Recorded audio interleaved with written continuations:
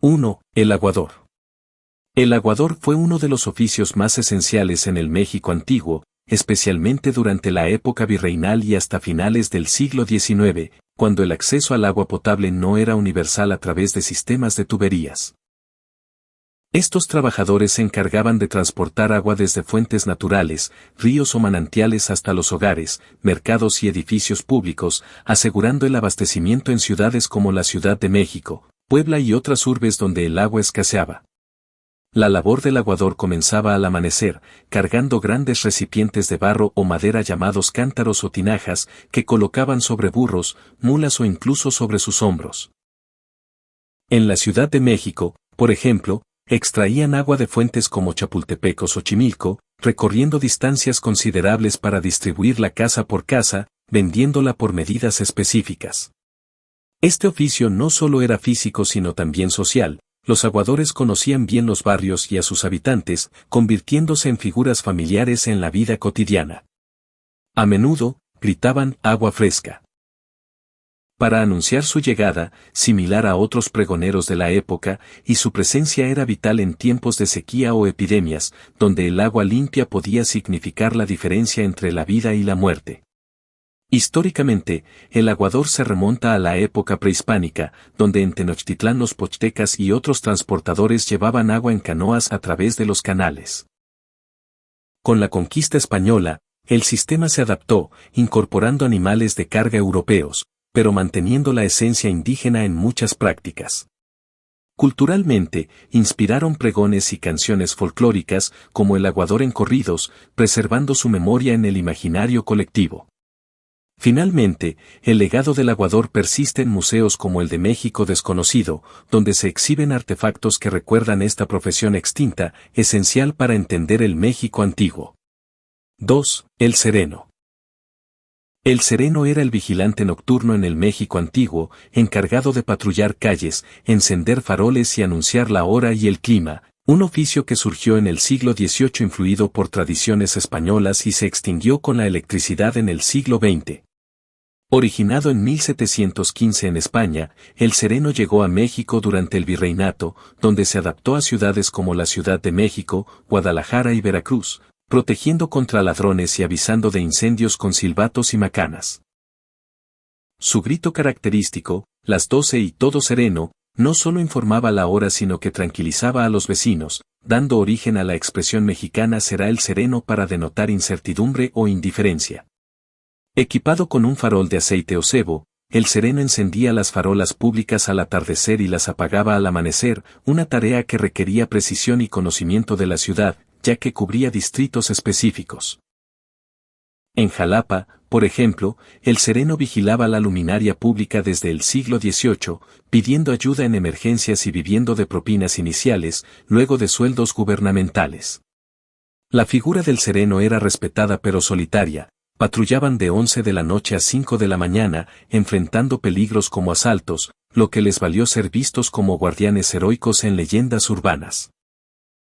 Con la llegada de la luz eléctrica en el Porfiriato, su rol en el alumbrado disminuyó, aunque persistieron como vigilantes hasta los años 70 en algunas áreas, siendo reemplazados por policía moderna. En literatura, como en las crónicas de National Geographic, se describe al sereno como guardián de llaves, abriendo portales a vecinos olvidadizos, una función clave en edificios sin porteros. Socialmente, muchos serenos eran exmilitares o artesanos, recibiendo uniformes y capacitación básica, reflejando la estructura colonial donde el orden nocturno era prioritario. En Guanajuato o Querétaro, leyendas como la del sereno fantasma agregan misticismo, donde espíritus de antiguos vigilantes rondan calles empedradas. Económicamente, su salario era modesto, complementado por propinas por servicios extras como abrir puertas o escoltar a peatones, haciendo del oficio una mezcla de servicio público y privado. El cuerpo de sereno se organizaba en Valencia, España, en 1777, influenciando México, donde se crearon reglamentos reales en 1834 para capitales de provincia. Culturalmente, inspiró expresiones y folclore, como en TikToks modernos que reviven su historia, conectando el pasado con el presente. Riesgos incluían exposición al frío y ataques. En 1930, muchos se jubilaban por salud, marcando el declive ante avances tecnológicos. En México, el sereno evolucionó de farolero a vigilante, adaptándose a cambios urbanos hasta su extinción, simbolizando la transición de la colonia a la modernidad. Arte como pinturas del siglo XIX capturan su silueta con farol, inmortalizando su rol en la noche mexicana. Políticamente, durante la independencia, serenos transmitían mensajes secretos, arriesgando vidas en revueltas. En regiones como Antioquia, influencias similares muestran paralelos, pero en México, su desaparición coincidió con la urbanización posrevolucionaria. Hoy, museos y videos educativos preservan su memoria, recordando un tiempo donde la noche dependía de humanos, no de máquinas. Finalmente, el sereno representa la vigilancia comunitaria perdida, un oficio que unía seguridad y tradición en el México antiguo. 3. El pregonero. El pregonero en el México antiguo era el anunciador público, gritando noticias, edictos y ventas en plazas y calles, un oficio heredado de la Edad Media española y adaptado al virreinato, extinguiéndose con los medios impresos. Desde el siglo XVI, pregoneros diseminaban órdenes reales, como en Puebla donde anunciaban abastecimientos de agua o castigos, usando trompetas para atraer atención. En la Nueva España, distinguían entre pregoneros oficiales, empleados por ayuntamientos, y ambulantes que vendían productos, ambos vitales para comunicación en una sociedad analfabeta. Crónicas como las de Ramón García Mateos diferencian pregón, anuncio, de pregonero, persona, destacando su rol en festividades y ejecuciones públicas. En la Ciudad de México, pregoneros como los de 1645 anunciaban inundaciones o leyes, convirtiéndose en precursores del periodismo, según Luis Reed Torres. Su técnica involucraba rimas y ritmos para memorabilidad, como agua va o ventas de miel, influenciando pregones modernos en mercados. Socialmente, muchos eran mestizos o indígenas, regulados por cabildos, con duraciones de 4 años, aunque algunos extendían términos. En el siglo XIX, pregoneros vendían pájaros o potajes, torturando a viajeros con ruido constante, como narró la marquesa Calderón de la Barca. El pregón evolucionó de oficial a comercial, con vendedores ambulantes adoptando el estilo, preservando tradición oral en Latinoamérica. Literatura como Cantares Mexicanos refleja influencias prehispánicas, donde mensajeros anunciaban similarmente. Económicamente, vivían de comisiones o ventas, compitiendo con humor y crítica en pregones para atraer clientes. En Argentina, pregoneros de 1810 anunciaban independencia, mostrando paralelismos con México durante guerras. Riesgos incluían hostilidad por malas noticias, como impuestos, llevando a ataques ocasionales.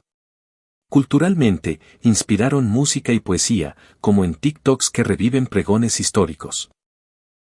Con periódicos en el siglo XIX, su rol informativo declinó, aunque persistieron en ventas hasta el XX. En Oaxaca o Chiapas, pregones mixtecos o zapotecos enriquecían diversidad lingüística. Políticamente, durante independencia, pregoneros difundían proclamas insurgentes, arriesgando ejecución. Arte como grabados de Claudio Linati capturan pregoneros con mercancías, inmortalizando el oficio.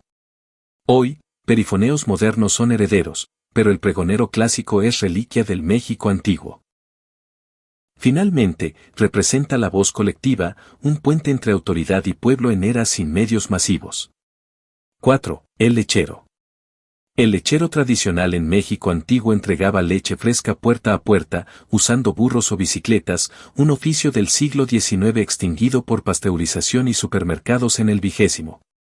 Desde 1610, lecheros ordeñaban vacas en establos urbanos, distribuyendo en cántaros, esencial en ciudades como CDMX donde centros lecheros proliferaban. En los 60, familias como la de un entrevistado ordeñaban 200 litros diarios, ganando modestamente, reflejando economía rural urbana. Confianza era clave, dejaban leche sin presencia del cliente, solo con dinero en puerta, inspirando frases como tu papá es el lechero por infidelidades rumoredas. En Colonial, entregaban a pie con danquis, evolucionando a bicicletas en 1950, adaptándose a urbanización. Centros como en Villa Coapa suministraban áreas amplias, incluyendo mascotas escolares como la de Prepa 5 UNAM. Gobierno inauguró plantas como Lechería Nacional en 1946 para pureza, afrontando escasez de producción local. En Veracruz, lecheros bautizaban leche con agua, lado oscuro del oficio, llevando a regulaciones. Culturalmente, inspiraron corridos y videos, recordando madrugadas con silbidos y botellas de vidrio. Riesgos. Exposición a clima, accidentes con animales y enfermedades como tuberculosis por leche cruda. Económicamente, competían con empresas como Lala 1949 y Alpura 1970, causando declive. En Metepec, Don Martín representa últimos lecheros en bicicleta, oficio en extinción. Orígenes ganaderos datan de conquista, con rumiantes de Cuba en 1527, expandiéndose en Pánuco. Socialmente, lecheros conocían familias, actuando como mensajeros informales. En TikToks, historias como de Rosben Mora reviven oficios perdidos incluyendo lecheros. Políticamente, durante Revolución, suministraban tropas, integrándose a historia nacional. Arte captura lecheros en pinturas del siglo XX, simbolizando vida cotidiana. Hoy, museos preservan artefactos, recordando cuando leche llegaba fresca cada mañana. Finalmente, el lechero encarna transición de artesanal a industrial, legado nutritivo del México antiguo. 5. El telegrafista. El telegrafista operaba el telégrafo en México antiguo, transmitiendo mensajes vía Morse, oficio iniciado en 1850 y extinguido por teléfono y Internet en el 20. Juan de la Granja demostró telégrafo en 1850 entre Palacio Nacional y Colegio de Minería, inaugurando era telecomunicaciones. En 1851, presidente Arista abrió primera línea, expandiéndose a Puebla y Veracruz por 1852. Durante intervención francesa, telégrafo clave en Batalla de Puebla 1862, anunciando victoria. Porfiriato vio expansión masiva, con Dirección General de Telégrafos en 1891 y Escuela de Telegrafía. Benito Juárez federalizó líneas en 1867, controlando comunicación para gobierno. Telegrafistas como José Pastor Williams sirvieron décadas, con sentido de deber. Riesgos, aislamiento en estaciones remotas, exposición a guerras, como en Revolución donde eran objetivos. Culturalmente, inspiró videos y libros, como del telégrafo al satélite de México desconocido. Económicamente, cobraban por palabra, vital para negocios y noticias. En 1933, huelga telegrafistas marcó Día del Telegrafista, protestando modernidad. Samuel Morse inventó sistema, pero en México adaptado por locales. Socialmente, telegrafistas educados, a menudo jesuitas o liberales influenciados. Políticamente, Porfirio Díaz usó telégrafo para control central, integrando territorio. Arte captura estaciones telegráficas en pinturas porfirianas. Hoy, museos como de telecomunicaciones preservan aparatos Morse. Finalmente, telegrafista representa salto comunicativo, puente entre México aislado y conectado. 6. El cochero. El cochero conducía carruajes tirados por caballos en México antiguo, oficio virreinal extinguido por automóviles en el 20. Desde siglo XVI, cocheros transportaban élites en coches de gala, regulados por estatus social. En Nueva España, cofradías como de San Sebastián organizaban cocheros, aprobando constituciones en 1819. Carruajes sacramentales usaban cocheros en procesiones, con libreas y mulas. En Valladolid, cofradías poseían coches, manteniendo cocheros salariados. Riesgos, accidentes en caminos empedrados, como en acueductos. Culturalmente, leyendas como Hacienda del Cochero en Guanajuato asocian con tortura, aunque ficticias. Económicamente, ganaban por viaje, complementando con lacayos. En siglo XIX, Santa Ana clasificó caminos para carruajes. Socialmente, cocheros mestizos o indígenas, sirviendo clases altas. Políticamente, durante Independencia, transportaban líderes. Arte como en 3 museos muestra carruajes históricos. Hoy, museos como Ex Hacienda del Cochero preservan memoria, aunque con tintes turísticos. Finalmente, Cochero simboliza movilidad colonial, legado en transporte moderno. 7. El amanuense. El amanuense copiaba manuscritos a mano en México antiguo, oficio medieval extinguido por imprenta en el XVI. Desde Calmecac, educaban tlacuilos para copiar códices prehispánicos. En virreinato, amanuenses cristianos copiaban textos religiosos, como en Colegio de Santa Cruz. Bernardino de Sahagún usó amanuenses indígenas para historia general. Riesgos, fatiga visual, errores en copias críticas. Culturalmente, preservaron conocimiento maya y náhuatl. Económicamente, pagados por folio, trabajando meses por manuscrito. En Edad Media, monjes amanuenses en scriptoriums. Políticamente, copiaban edictos reales. Arte captura amanuenses en ilustraciones históricas. Hoy, estudios como de Yuri Norosov reviven su rol en desciframiento. Finalmente, amanuense puente entre oral y escrito, esencial en historia mexicana.